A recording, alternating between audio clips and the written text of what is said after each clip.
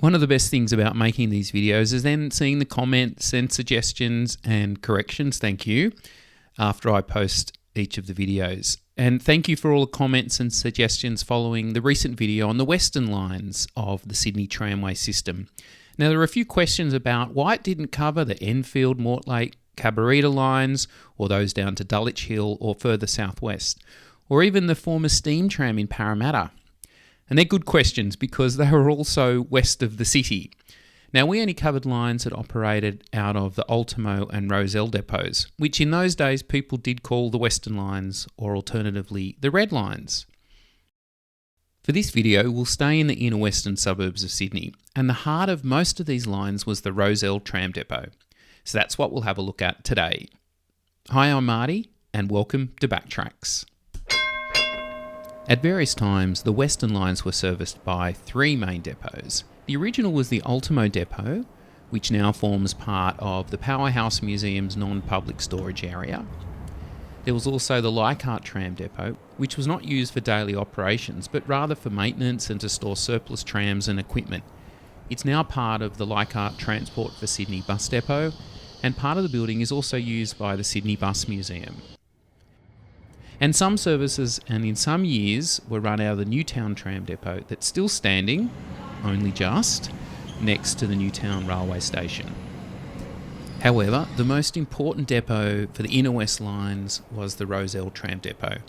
It is the largest remaining tram depot still standing in Sydney, and in 2016, after laying abandoned for many, many years, was turned into a new shopping centre. But let's go back to the start of the story of the Rozelle tram depot. The Rozelle tram depot opened on the 17th of April 1904 with 25 tracks that could hold 96 trams. Now, these 96 trams were transferred from Newtown, Waverley and Ultimo depots, along with about 350 staff. Now, originally the depot was proposed to just operate the Balmain and Leichhardt services, but once it opened, it ran Balmain, Leichhardt and also the Drummoyne lines. Now, 3 years later, in 1907, it was expanded to hold 125 trams. And these were required to service the extension to Ryde and the new Lilyfield lines. So, for most of the life, the depot served the Glebe Point, Lilyfield, Abbotsford lines, along with those servicing the Balmain Peninsula. And when the Ultimo depot closed in June 1953, Rozelle received additional trams to run the Darling Street to Canterbury route. The depot was accessed by a reserve track from Glebe, which ran along what is now known as Montague Crescent. Now, access to the depot was controlled by a signal box near the staff waiting room that also served as a crew changeover point. You can see it in the background of this picture. The depot had direct links to both the Lilyfield line, which in turn accessed the Leichhardt depot, and the lines to the Balmain Peninsula. Now, this old aerial photograph shows in red the Balmain line, and then in blue the Lilyfield line passing the then Harold Park Raceway. Actually, at the time of the tram depot's opening, the Paceway was actually called the Epping Paceway, but it was later changed to Harold Park due to confusion with the suburb to the north. And the green line shows how trams access the depot. Now, thanks to Google Maps, you can see the depot building is pretty much the same, while the former Paceway is now a housing development and a park. Now, talking of parks, one of the unique features of the depot was its beautiful garden. The various tram depots in Sydney ran a garden competition, which was held annually between each of the tram depots. Now, apparently the Rozelle depot had one of the best ones because in 1926 and again in 1928, the depot won the competition. Now, the gardens have been partially reinstated as part of the new shopping centre development. A Returned and Services League branch, or RSL branch, was created by employees, and a Soldiers' Memorial was built outside the depot's offices in November 1916. This was to commemorate the depot staff who served in both World War I and World War II. After 54 years of operations, the depot closed in 1958 when the Glebe line was closed.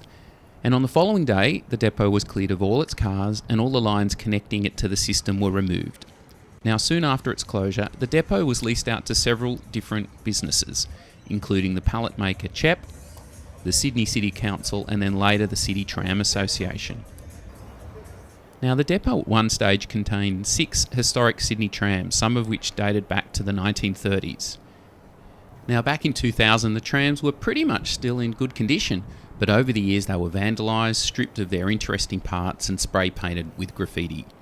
5 of the trams were owned by the Sydney Tramway Society and were earmarked for a now cancelled plan by the City of Sydney Council to create a heritage railway in the Rocks.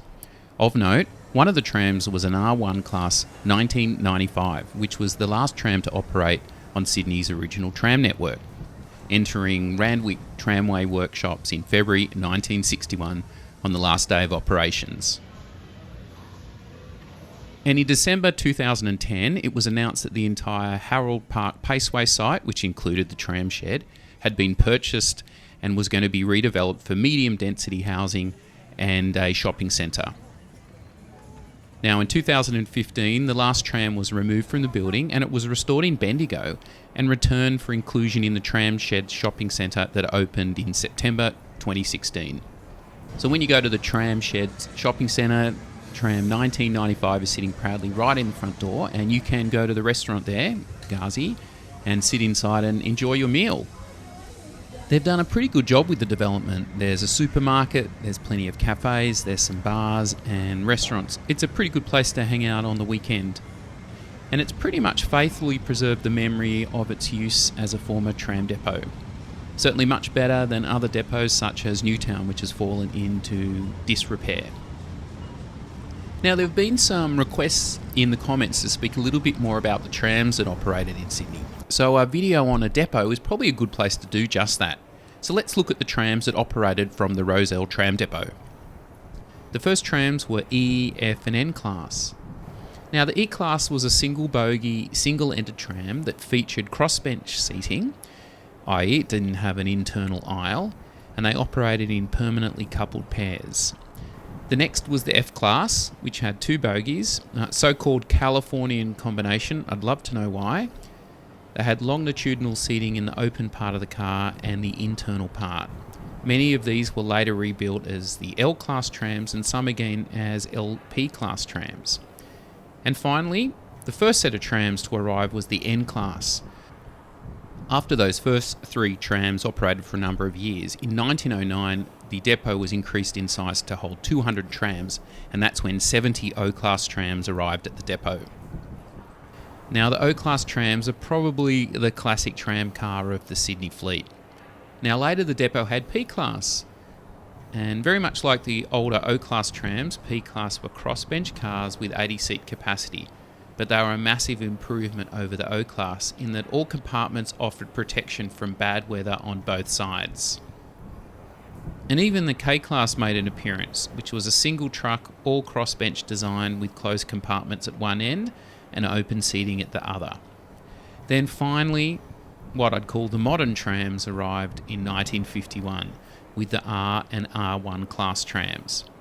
In the R class, passengers sat inside in 2 saloons featuring 16 tip-over seats, plus they had wooden seating for 16 in the centre section. While it was very comfortable for passengers, it only had 48 seats and couldn't operate in coupled sets. When the last R class were being built in 1935, it was decided to modify the final 5 with a new design, with a reduced drop centre, 8 more seats, no internal partitions, and 1 less door on each side. These were called the R1 class on account of them only having 1 centre door on each side. Another 150 R1 class trams were produced from 1950, and these were the last new trams for the Sydney network and were the last new trams to arrive at the Rozelle Depot. Now, well, that about covers it. If I've missed anything or not got facts correct, please leave a comment. Thank you. But most of all, thank you for watching another one of the videos. I hope you find them entertaining, and thank you all to the sources of information and images for these videos. See you next time on BackTracks.